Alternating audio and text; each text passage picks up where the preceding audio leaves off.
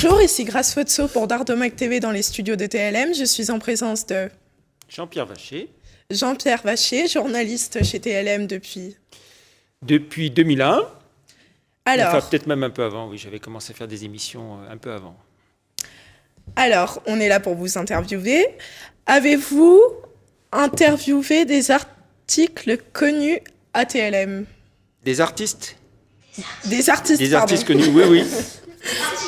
Oui, oui, des artistes, oui, oui, Par beaucoup. exemple On a Benabar, qu'est-ce qu'on a eu aussi alors dans la vieille génération, on va dire Aznavour, Henri Salvador, qu'est-ce qu'on a eu aussi on en a fait plein, hein, des Monica Bellucci, une actrice, grande actrice. Je connais pas. Joe Star, oui, oui, oui. Il est même monté sur le plateau, là, sur la table. C'est cool. Omar Sy, on a eu également. Ah, super. Omar J'adore Sy, Omar Sy. au moment des On Intouchables. l'entend. Qu'est-ce que. Voilà. Est-ce qu'il y a eu des stars qu'on connaît Danny Boone aussi. Mais il a fait Les comment ch'tis. ça s'appelle? Les ch'tis. Et aussi, il a fait Hypochondriaque. Voilà. Il est super ce film, il est trop drôle. Franchement, vous êtes des incultes. Hein. On va, Bref, ouais. On va Alors. enchaîner avec les questions. Pourquoi? Quoi? Et non, chut, là, on est en plein tournage. Coupez, là. Excusez-moi. Merci. Pourquoi avez-vous choisi ce métier? Bah, parce que je rêvais d'être journaliste depuis que je suis gamin, depuis que je suis tout petit. Donc voilà, c'est un vieux rêve que j'ai réalisé de faire le métier que j'avais envie de faire. Et quel est le nombre de téléspectateurs en moyenne? Alors TLM, c'est une chaîne qui est regardée par 460 000 personnes. Donc c'est le public, ce qu'on appelle le public total, hein, le nombre total de gens qui nous regardent. C'est beaucoup. Ouais. C'est pas mal. Alors, c'est pas tous les jours, hein, 460 000, mais c'est le nombre total de gens qui nous regardent. Et puis, si on a, alors ça, c'est ceux qui regardent la télévision, l'écran, on va dire classique. Ceux qui vont sur les sites internet, sur YouTube, Dailymotion, voir des vidéos, il faut ajouter encore 150 à 200 000 personnes par mois. Donc, en gros, au total, c'est pas loin de 600 000 personnes qui nous regardent d'une façon ou d'une autre, quoi. Ah ouais, quand même. Voilà. Je passe le relais à ma collègue Chloé. Alors, depuis quand existe cette chaîne? Alors TLM, c'est une des plus anciennes chaînes de télévision locale. On a un peu plus de 25 ans. On a démarré en 89, en février 89. Donc ça va faire 26 ans demain d'ailleurs, puisqu'on a démarré un 20 février. Voilà, donc 26 ans. Et à l'époque, on était dans les toutes premières, hein, puisqu'il y avait Télé Toulouse à Toulouse qui venait de se créer, TV8 Mont-Blanc à Chambéry et Annecy. Et TLM, c'était une des toutes premières. Après, il y en a eu plein d'autres. Il y a eu Clermont-Ferrand, il y a eu Bordeaux. Puis aujourd'hui, il y a une quarantaine de chaînes de télévision locale dans les plus grandes villes françaises. Donc à Lille, à Strasbourg, à Rennes, Nantes, Montpellier, Marseille, Nice. Combien y a-t-il de salariés environ chez TLM? Alors, on est une équipe d'une quinzaine de personnes à peu près. Donc les salariés permanents, c'est une dizaine. Et puis après, il y a des pigistes, il y a des intermittents qui ne sont pas là en permanence, hein, mais qui sont là quand il y a des émissions spéciales. Donc ils sont pas là de façon permanente. Mais en gros, ça fait une équipe de 15-16 personnes. C'est un métier facile à faire? Alors facile, je ne sais pas si c'est le terme, mais voilà, quand on rêve de faire ce métier, oui, c'est sympa de le faire, quoi. Pas forcément facile, non, parce que Il faut apprendre le texte, rédiger. c'est un métier exigeant qui nécessite beaucoup de rigueur, beaucoup de travail aussi. Mais voilà, c'est quelque chose je trouve qui est passionnant, quoi, de s'intéresser à la vie de sa ville, de son agglomération, dans tous les domaines, hein, que ce soit le sport, la culture, les faits divers, l'économie, et la culture, les artistes dont vous parliez tout à l'heure. Donc. Ce sera ma dernière question. Et combien de temps faut-il pour préparer un journal TV? Un journal TV, il faut, pour l'équipe qui le fait, il faut une journée complète, quoi. Donc, on va dire pour 6 à 10 minutes, suivant. Alors, il y a plusieurs formes de journaux télé. Il y a ce qu'on appelle le journal toute image, comme on le fait nous, ou un journal en présentation plateau avec un présentateur. Donc, s'il y a un présentateur, ça prend un peu plus de temps parce qu'il y a les lancements. Ce qu'on appelle une formule toute image sans présentateur, c'est un peu plus court, c'est plus rythmé. Mais c'est une équipe, pour nous, TLM, c'est une équipe de 4 à 5 personnes qui est mobilisée toute la journée, qui fait le journal, qui fait les météos, parce qu'on a des météos, qui fait un journal à midi, qui en fait un autre en fin d'après-midi. Hein, donc il y a déjà 2 journaux dans la journée. Et puis s'il faut actualiser le journal, parce qu'il y a un changement important entre 18h30 et 19h30, il arrive qu'on le refasse. Je vous laisse avec ma collègue Lola qui va poser des questions. Avez-vous des partenariats avec des clubs sportifs ou autres pour avoir des informations en priorité? Alors des partenariats, oui, on en a avec l'ASVEL. Donc sachant que le président de l'ASVEL, Tony Parker, est l'actionnaire. L'ASVEL est aussi actionnaire chez TLM. Donc on a un accord avec l'ASVEL. Et puis on travaille avec les grands clubs de l'agglomération, hein, que ce soit le Loup Rugby, que ce soit l'Olympique Lyonnais, bien sûr, le Lyon Hockey Club, hein, pour le hockey sur glace, la SUL, le volley aussi, hein, et puis on s'intéresse aussi aux équipes féminines, donc que ce soit l'OL féminin et puis le Lyon Basket féminin. Quels sont les programmes les plus regardés? Alors, dans les programmes les plus regardés, bon, il y a l'information, les journaux, évidemment. Et puis, il y a aussi une émission qui s'appelle Quartier de vie, donc, qui est présentée par Jean-Luc Chavant, donc, qui fait découvrir tous les quartiers lyonnais, des choses un peu insolites, des monuments, des rues, des choses connues à Lyon, mais voilà, la petite histoire, souvent, elle n'est pas connue. Donc, Quartier de vie, donc c'est les plus grosses audiences de la chaîne. Et puis après, il y a les magazines sportifs, hein, l'Asvel Time, Bienvenue au club, dont on parlait. Et puis, après, il y a plein d'autres émissions, émissions politiques, droit de cité, les émissions économiques également.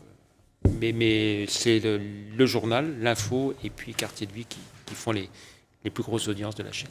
Et après, c'est le sport.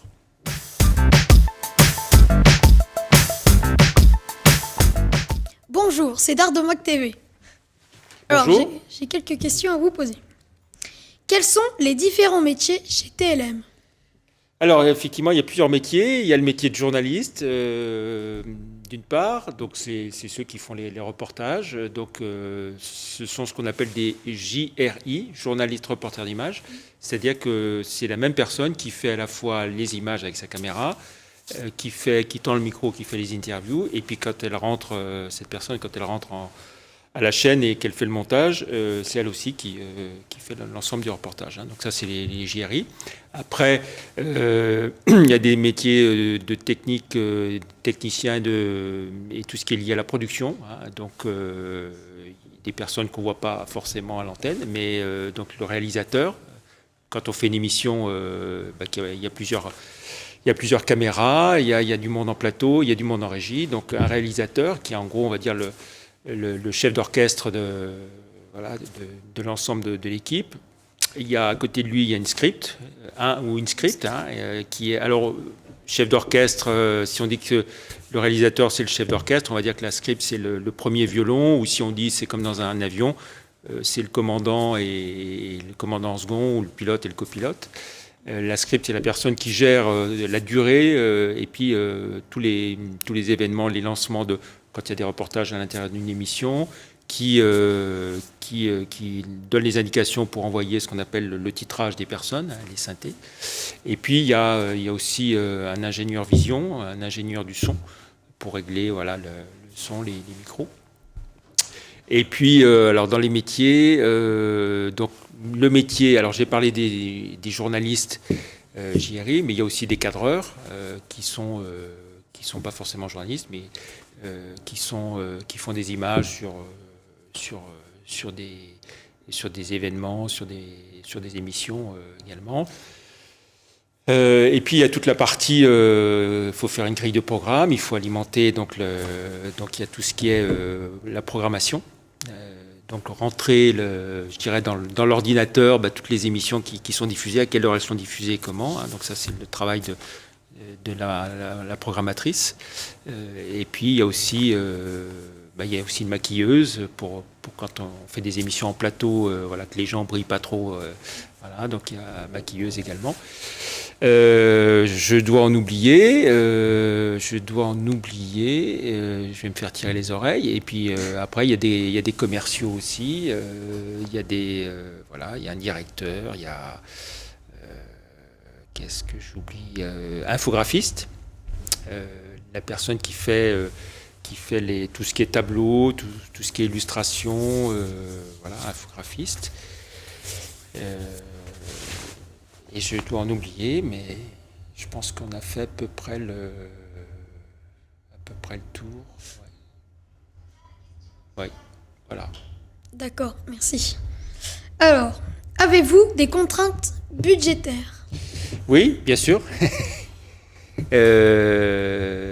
Ça serait trop simple si on n'avait pas de contraintes budgétaires. Donc, les contraintes budgétaires, on doit faire avec l'argent qu'on a et les recettes qu'on génère, hein, le chiffre d'affaires qu'on fait. Hein. Donc on est une entreprise privée, on n'a rien à voir avec...